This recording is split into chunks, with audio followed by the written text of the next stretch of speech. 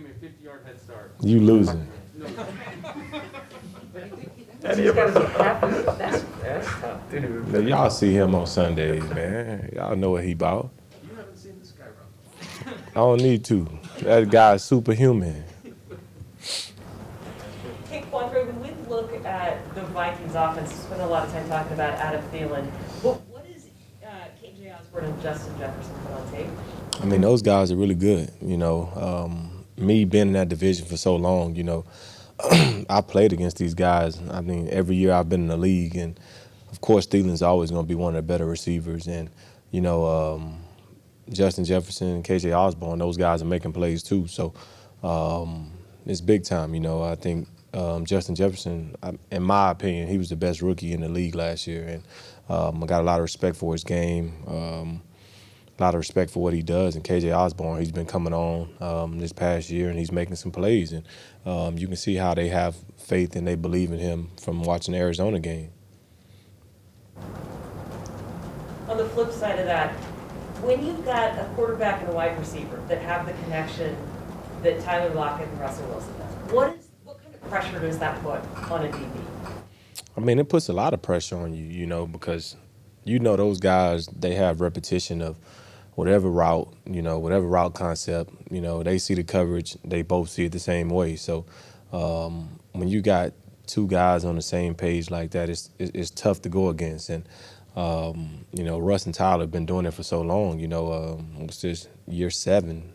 Yeah, year 7 for those guys. And, I mean, they started off hot, and now it seems like they're even hotter. So it's great to watch from my standpoint because I'm here now, and I get to see those guys do it every day in practice, and then they take it into the game. So it's dope. And for a defense, I mean, it puts a lot of pressure on you from that corner, those linebackers, that middle safety. It puts a lot of pressure on us all because then I got to watch this guy. It ain't nothing they can't do, and they're going to complete a lot of passes, and that you just take the good with the bad. You've played against Dalvin Cook a lot, I think, through the years. How does he compare to Henry? I mean, what's the challenge there in their running game versus what you just saw? I mean, with Dalvin, he does everything. I've been knowing Dalvin for a while. I mean, I've seen him grow from college to in the NFL, and he's explosive. He's one of those guys that you don't want to give him any opportunities to create the big play. And, he's going to tote that ball. He's going to run hard. He runs physical. He has great feet. And, his speed is real. So when he gets out in the open field, it gets, he makes a lot of big plays, and he gets a lot of touchdowns and long runs and things like that. So, I'm always impressed with him. I've been impressed since he was in college, and always been a big fan of his, and we always compete. We know that. Another guy hosted on the official visit, so we have a little relationship. So we always talking during the game, but he's always making big plays. Are they different in using him in the pass game than a lot of teams use running backs in the past? I mean, he's gonna get his screens, he's gonna get his touches. He's effective out the backfield with swing passes and underneath routes and things like that. But he's gonna get his touches the same way Derrick Henry got his touches. So. For us, we just got to key in and lock in on him and know he's one of the best running backs in the league. And, you just got to contain him and try to bottle him up as much as you can. Those are two completely different backs, but what is a point of emphasis that came out of Sunday's game that you can use this week against Dalvin? I mean, that we got to do it 60 minutes plus sometimes. You can't play a great running back like that for 45 minutes out of the game. You got to play the whole 60 minutes. And everybody has to lock in and continue to build that wall for 60 minutes plus. And, those guys are going to get their plays. They're the best in the league. They're best in the world, what they do. And that's why those guys get paid so much money. But for us, it's just doing it consistently and doing it every play. And, like I say, for 60 minutes and, sometimes into overtime, so 60 minutes plus. Teams who are run first kind of believe in the idea of body blows wearing down the defense in the fourth quarter overtime. Is that a real thing for DBs or anyone on defense? I mean, for me, I seen it. When I was in Detroit, we always, my coach there, my second coach there, he always would say, we in better condition and You know, we run longer, we run harder, we more physical than everybody. You know, we run hills after practice, we run sprints after practice. So they take pride in conditioning. And Vrabel is from that tree. You know, he's from that New England tree. So for him, I'm sure that's what he was thinking. You know, we just gonna keep pounding these guys, and eventually they're gonna break. And you know, they got a big play, and that's how a lot of first offenses think. You know, 3 yards, 3 yards, 3 yards, 3 yards, boom, touchdown. You know, so. We just got to know that, the NFL has become such a passing league that I think, we forget that. And, we got to kind of adjust our mindset to different teams and different philosophies each and every week.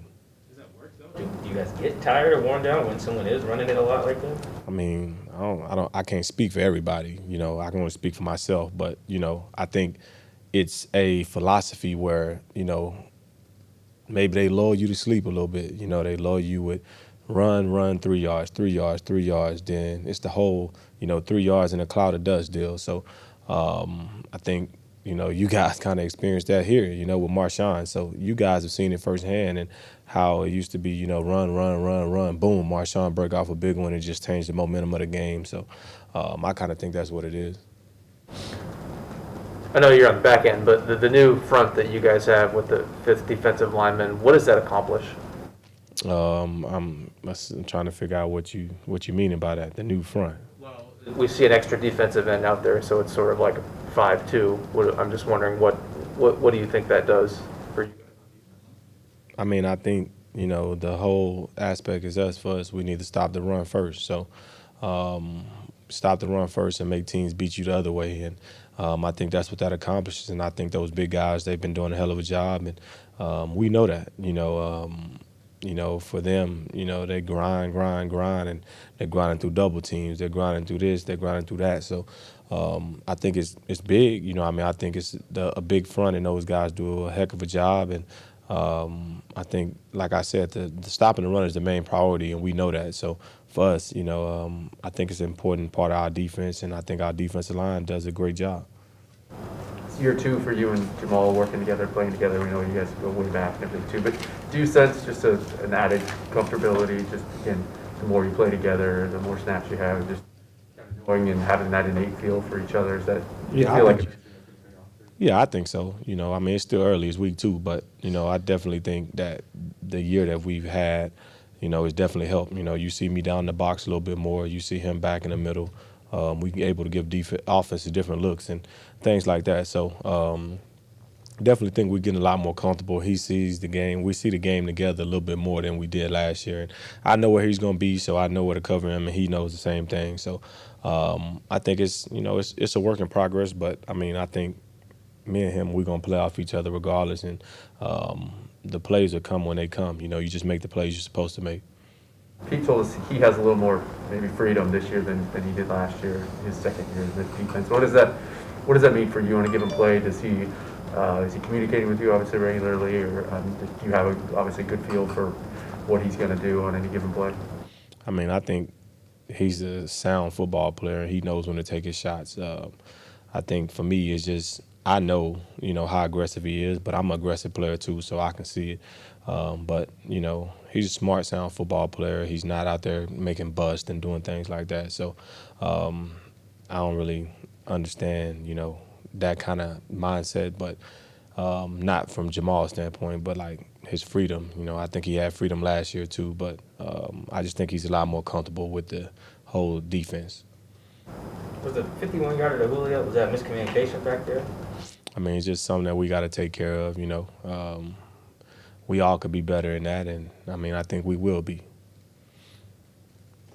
Anything else, guys? Thanks, sir. Thanks, Quandre.